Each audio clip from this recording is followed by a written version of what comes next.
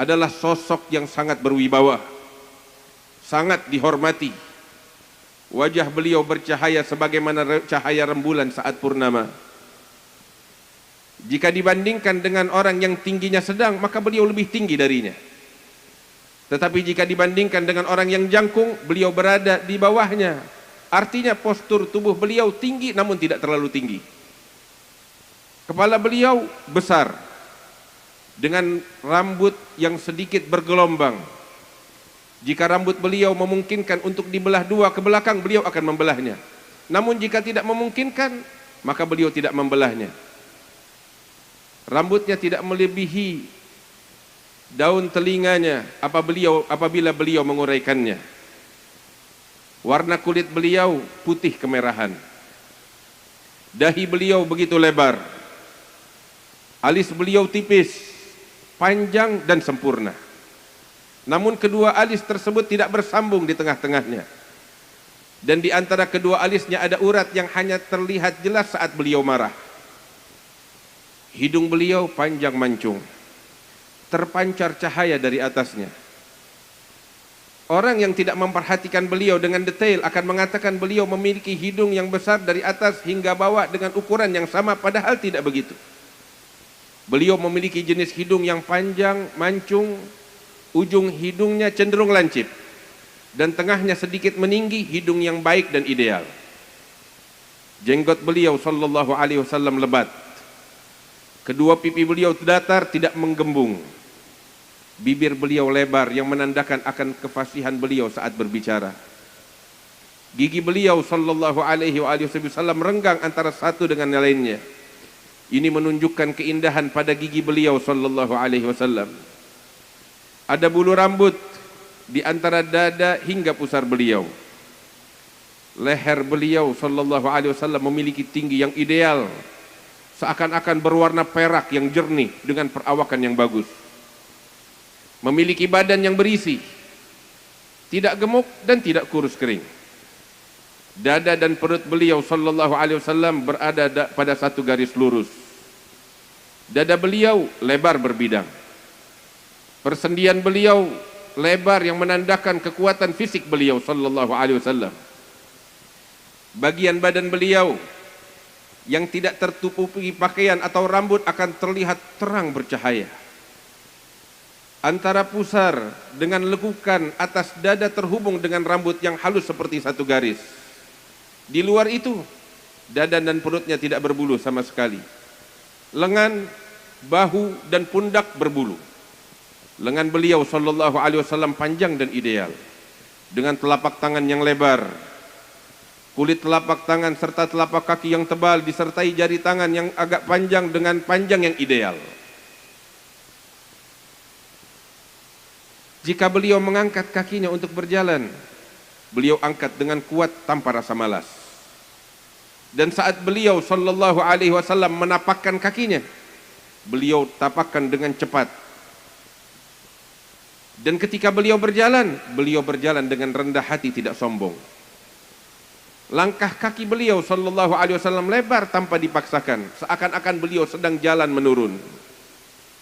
Jika beliau menoleh ke belakang, beliau akan memutar seluruh badannya.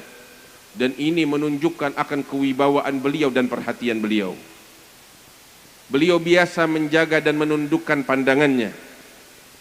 Melihat ke bawah lebih sering dilakukan daripada melihat ke langit.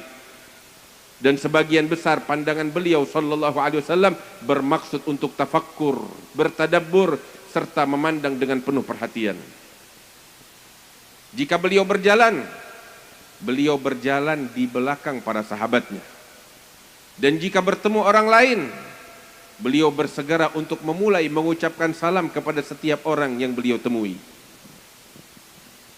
Al-Hasan ibn Ali berkata, aku merahasiakan keterangan sifat-sifat Rasulullah ini daripada adikku Al-Husain dalam jangka waktu yang cukup lama. Dan tatkala aku menyampaikan hadis mengenai sifat Rasulullah ini kepada Al-Husain, ternyata beliau sudah mengetahuinya sebelum aku. Ternyata beliau pernah bertanya kepada Hindun tentang apa yang aku tanyakan. Bahkan Al-Husain juga pernah bertanya kepada ayahnya yaitu Ali bin Abi Thalib mengenai Rasulullah sallallahu alaihi wasallam ketika masuk dan keluar rumah serta bentuk fisik beliau. Sang ayah Ali bin Abi Thalib menceritakan semuanya tanpa luput satu hal apapun. Al-Husain bin Ali bin Abi Thalib bercerita, aku bertanya kepada ayahku mengenai bagaimana Rasulullah sallallahu alaihi wasallam apabila beliau masuk ke dalam rumahnya.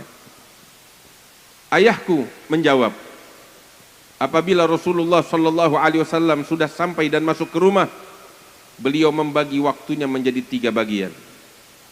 Satu bagian untuk Allah, satu bagian kedua untuk keluarga beliau, dan satu bagian yang ketiga untuk diri beliau sendiri. Bagian untuk diri beliau, beliau bagi menjadi 2 bagian lagi. Bagian untuk diri beliau dan bagian yang lain untuk umat beliau. Bagian untuk umat beliau gunakan bersama pembesar sahabatnya demi maslahat orang ramai. Rasulullah sallallahu alaihi wasallam tidak menyisakan waktunya untuk kepentingan dirinya. Di antara kebiasaan Rasulullah sallallahu alaihi wasallam semasa bersama umat adalah mendahulukan dan memperhatikan tokoh-tokoh mulia atas izin beliau agar mereka menyampaikan permasalahan umat. Rasulullah sallallahu alaihi wasallam mengklasifikasikan orang-orang yang datang kepada beliau berdasarkan peringkat dan martabat mereka dalam agama. Di antara mereka ada yang mempunyai 1 keperluan, ada yang 2 keperluan, ada pula yang lebih. Rasulullah sallallahu alaihi wasallam menyibukkan dirinya dengan keperluan mereka dan menyibukkan diri untuk melayani mereka pada sesuatu yang baik bagi mereka dan umat.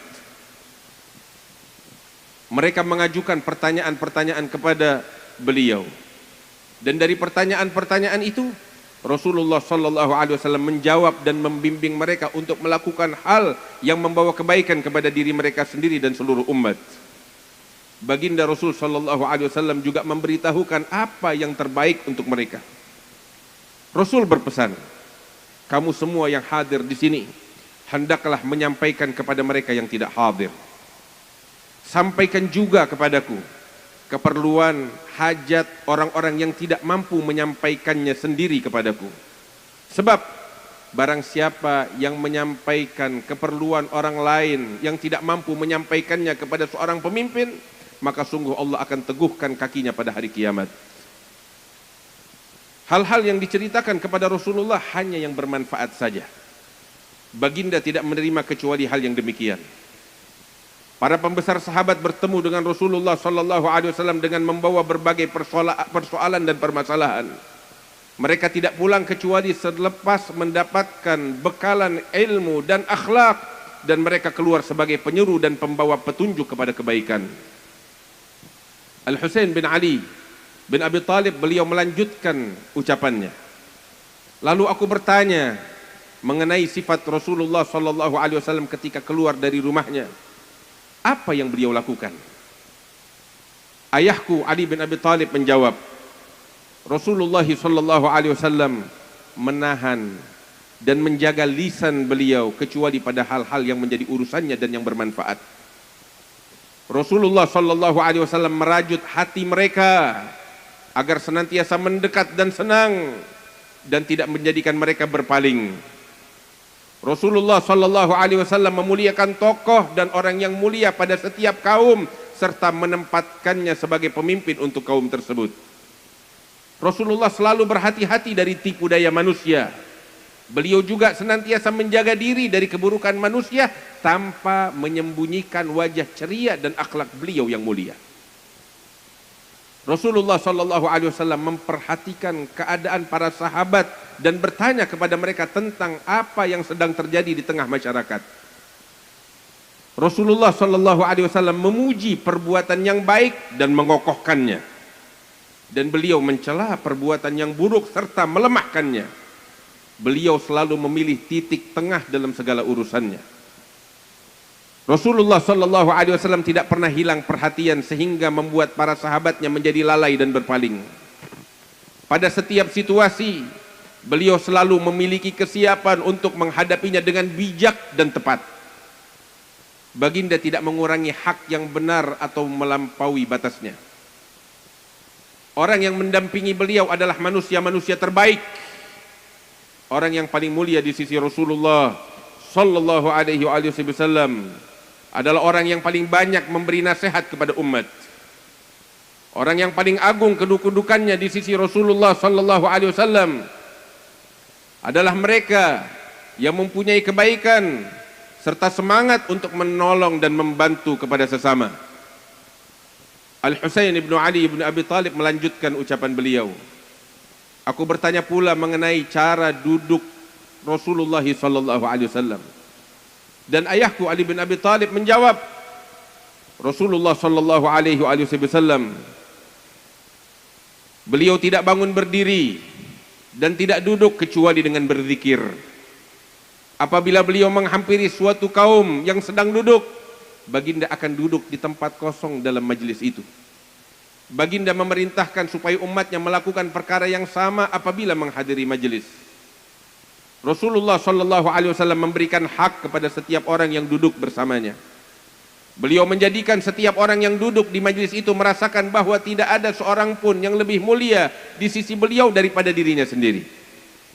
Siapapun yang mengajak Rasulullah sallallahu alaihi wasallam duduk berbincang mengenai suatu keperluan, beliau akan tetap duduk dengan sabar sampai orang itu menyelesaikan percakapannya dan pergi terlebih dahulu.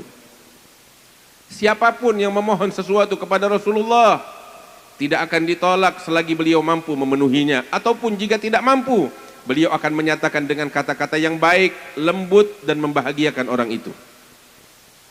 Keluasan dan keluasan serta perangai mulia beliau mampu merangkul seluruh manusia. Rasulullah sallallahu alaihi wasallam laksana ayah bagi mereka, dan mereka memiliki hak yang sama di sisi beliau. Majelis Rasulullah sallallahu alaihi wasallam adalah majelis yang dipenuhi dengan ilmu, kebijaksanaan, sifat malu, amanah, sabar. Tidak ada suara keras di dalamnya. Tidak ada kehormatan yang dinodai.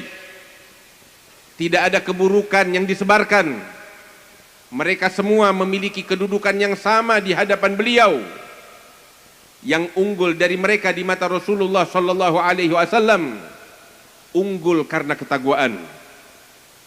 Mereka saling menghormati, penuh ketakwaan dan saling merendah hati. Mereka menghormati orang yang tua, menyayangi yang muda, mendahulukan yang memiliki hajat, dan menjaga hak orang yang baru di kalangan mereka. Hadis ini diriwayatkan oleh Al-Imam Tirmidzi di dalam kitab Syama'il Al-Muhammadiyah, sebagaimana kami riwayatkan dengan sanad yang bersambung kepada beliau. Mudah-mudahan apa yang disampaikan daripada syama'il, sifat daripada Nabi besar Muhammad sallallahu alaihi wasallam dapat kita jadikan sebagai pedoman di dalam kehidupan kita dan menjadi teladan yang terbaik untuk kita sekalian ya rabbal alamin. Wa ya ajudal ajudin wa rahimal masakin wa ya dal quwwatil matin. Wa sallallahu ala sayyidina Muhammad an-nabiyil ummi wa ala alihi wa sahbihi wasallam walhamdulillahi rabbil alamin. Hadirin yang dimuliakan oleh Allah Subhanahu